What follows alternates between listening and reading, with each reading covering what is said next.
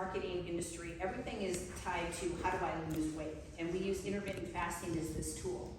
The real benefit of intermittent fasting is not weight loss. It's about what it does physically in your body by relieving it of constantly needing to digest food. We are not beings that have evolved as fast as our food supply and access has. We are not designed to eat 24/7, even though we have food and beverage available to us. Our bodies need periods of time where they're not focused on digesting food, where all of its resources are used to digesting and processing, hopefully, nutrients that we've ingested. They need other periods of time to work on the other bodily processes, like restoration, rejuvenation. So by limiting a feeding window, in an ideal feeding window for most of us is 6 to 8 hours a day. So I want you to think about that. If you were to condense the time in any given day that you are going to put food in your body from a 6 to 8 hour window, what time of day would you start eating and what time of day would you stop eating? Does that make sense? Mm-hmm. So the idea of intermittent fasting is that, okay, on a day that, or start with a 10-hour window if this is going to be challenging, because if we think about how early we get up, I'm often up at 4:35 a.m. in the morning. So when do I start eating? It depends on what I've got going on that night. It means I have to plan ahead, right? Because just like I figure out my workload, my client load, I have to look at my health load. And that's something that for me is very important. How do I plan if we're going out to dinner at 7 o'clock at night? When do I start feeding myself during the day so that I'm still working on my insides? And that's how you start to backtrack. When do I start eating? When do I stop eating? Ideally, you want food off of your stomach 2 to 3 hours before you go to bed. So think about when you're eating dinner. So it's not when you start eating dinner, it's when you finish eating dinner, right? Because it's not when you start. So if dinner's at 6, what time are you finished? And that's your 2 hour window. Now we're gonna do our best to try and backtrack to figure out our feeding window. So I'll give you an example. On a given day, I will wake up in the morning. I always have my coffee prepared. I do it the night before because I like my coffee cold. I don't like it hot. So I get up in the morning and I have a large 32-ounce bottle of ice water that I usually consume within the first 2 hours of waking. This is something that gets our system processing, and it also helps reset and rehydrate from a night of sleep, which our body has gone through processes of restoration, rejuvenation, right? So we're generally waking up in a state of dehydration.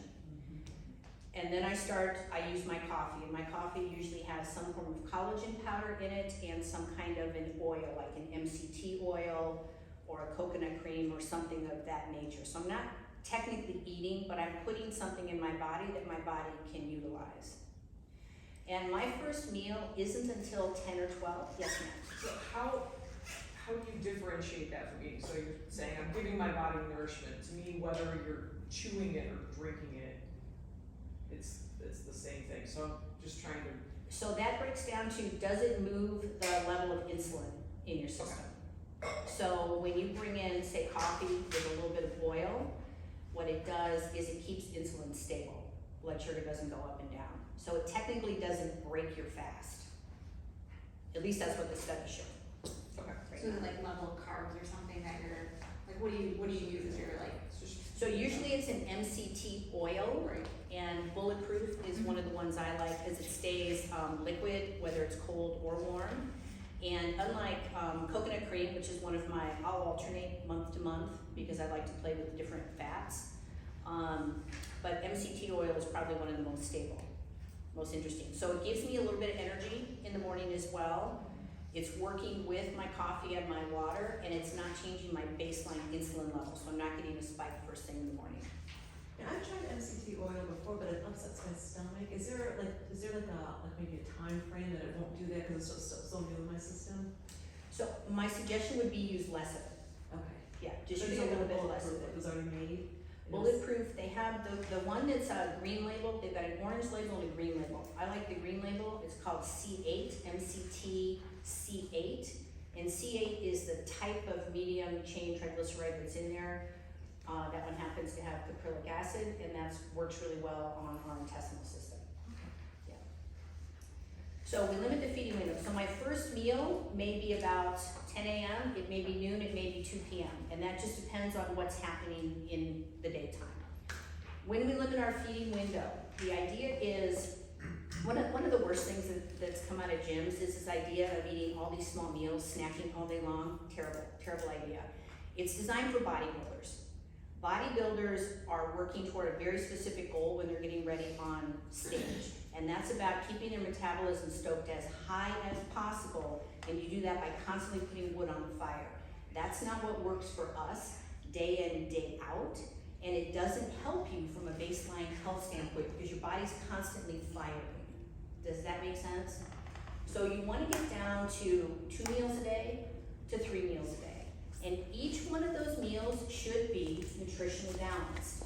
Now what I mean by that is whether you're vegan, vegetarian, paleo, pescatarian, carnivore, it doesn't matter. Your meals contain the macronutrients, which are protein, high quality fat, and some form of vegetable fiber. We'll come to carbohydrates later on. And that's it. So when you put those in proper proportions, and it's gonna be different from everybody, for everybody, right? The idea that somebody can give you a meal plan that's based on what other people are doing isn't very realistic, because all of us have different needs, and as women, our needs change throughout the month very differently than men's. So we may have to ramp up some of those macronutrients at times and drop them out at other times. But that's where you start to listen to your body, because your body's very intuitive.